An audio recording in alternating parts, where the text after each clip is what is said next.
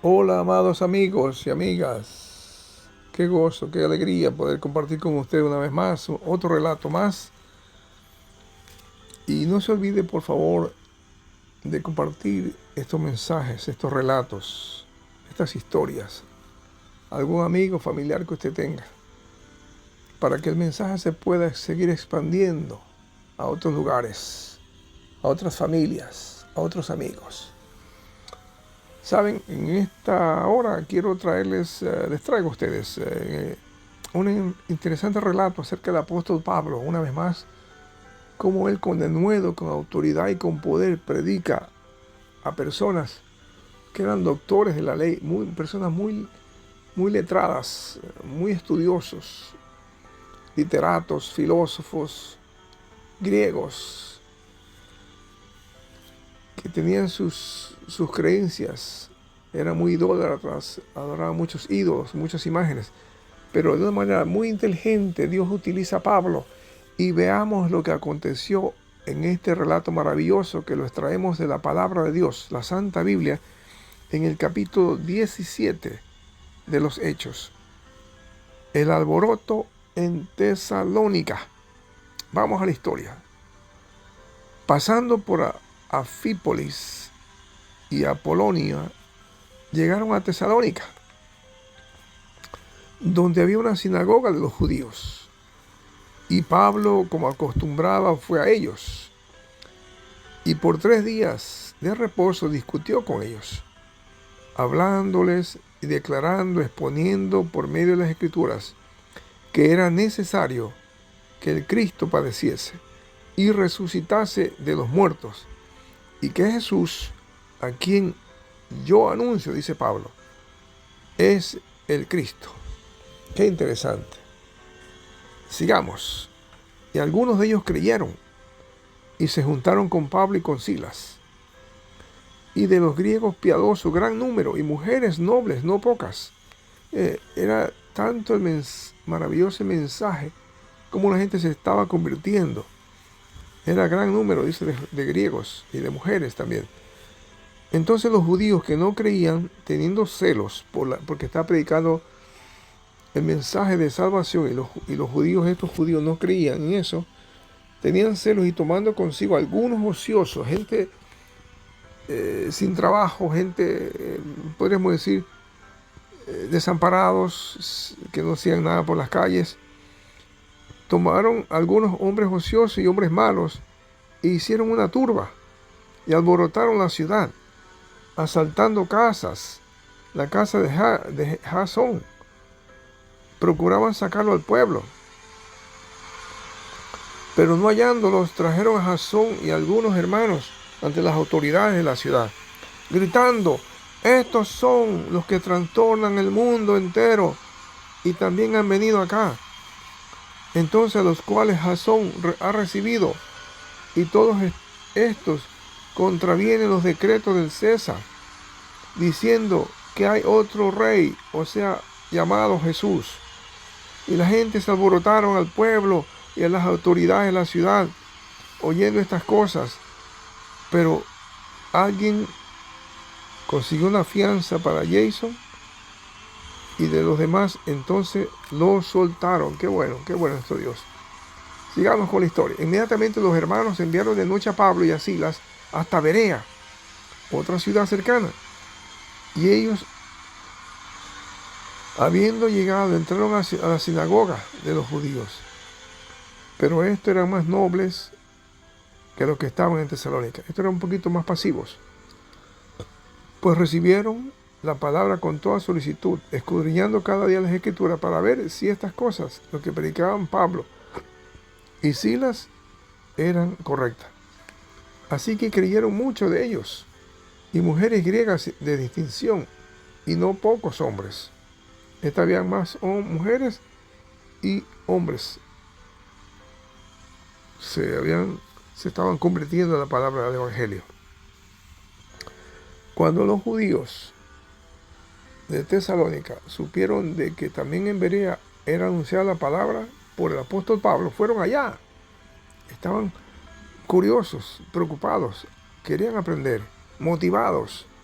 y también alborotaron a las multitudes. Fíjense, qué interesante. Buscaban aquí, buscaban allá. Pero inmediatamente los hermanos enviaron a Pablo para que fuese hacia el mar. Y Silas y Timoteo se quedaron allí. Y los que se habían encargado de conducir a Pablo le llevaron a Atenas. Y habiendo recibido orden para Silas y Timoteo de que viniesen a él lo más pronto que pudiesen, y salieron. Entonces Pablo se fue para Atenas, que los esperaba. Entonces Pablo llegó, pero el espíritu de Pablo se enardecía, viendo que era una ciudad entregada a la idolatría. Los que le mencioné hace un momento. Pablo llegó a una ciudad llamada Atenas ahora, donde había mucha idolatría, habitados por griegos, habitados por judíos, gente muchos filósofos, muy materialistas, que no creían en el Dios creador.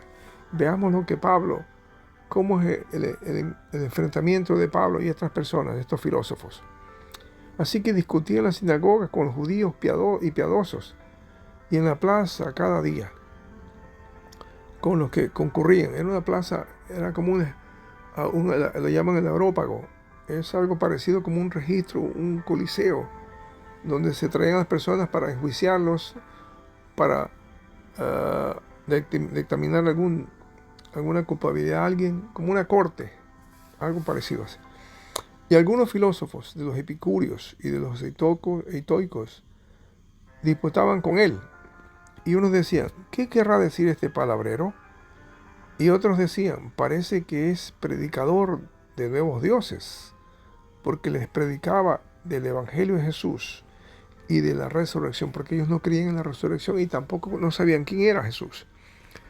Y tomándole a Pablo, lo llevaron al Areópago, o sea, la corte, diciendo, ¿podremos saber qué es esta nueva enseñanza de que hablas? Dinos, Pablo, cuéntanos. Pues traes a nuestros oídos cosas extrañas. Queremos saber, pues, ¿qué quiere decir esto, lo que tú tienes en mente? Porque todos los atenienses, o sea, los que viven en Atenas, los nacidos en Atenas, y los extranjeros residentes allí, se interesaban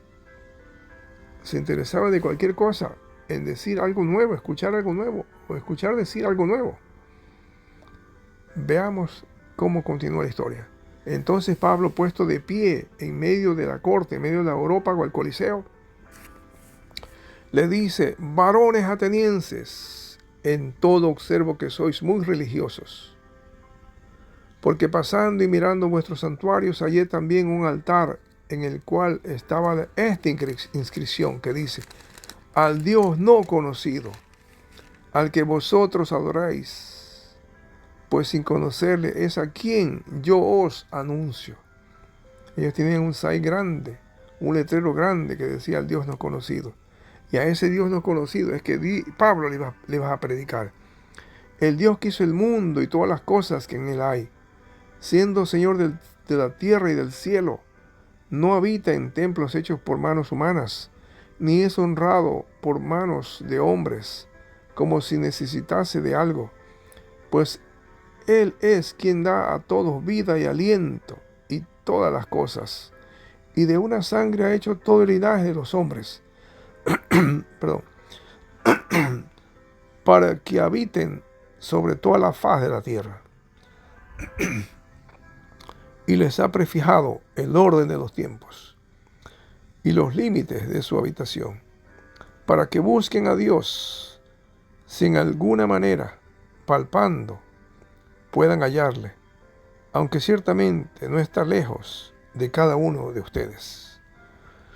Porque en Él vivimos y nos movemos y somos, como algunos de vuestros propios poetas también han dicho, porque linaje suyo somos. Siendo pues linaje de Dios, no debemos pensar que la divinidad sea semejante a oro o plata o piedra, escultura de arte y de imaginación de hombres. Pero Dios, habiendo pasado por alto los tiempos de esta ignorancia, ahora manda a todos los hombres en todo lugar que se arrepientan, por cuanto se ha establecido un día el cual juzgará al mundo con justicia por aquel varón a quien designó, dando fe a todos con haberle levantado de los muertos.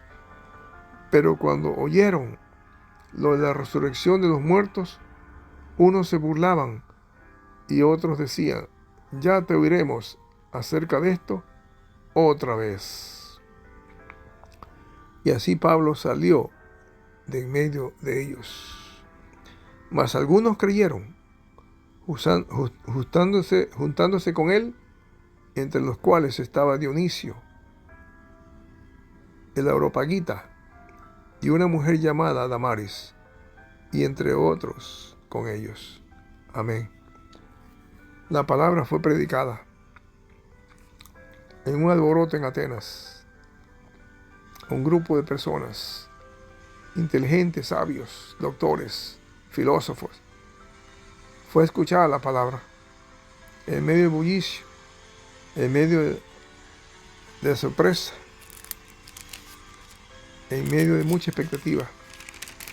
Fue predicada la palabra y algunos se convirtieron, algunos aceptaron y otros no. Bendita sea la palabra de Dios, que donde quiera que se hable de Jesús, siempre habrán personas que crean y habrán otros que no crean. Pero la palabra seguirá siendo predicada hasta que Cristo venga. Amigo, comparte el mensaje y no se olvide de suscribirse. Que Dios lo bendiga. Amén.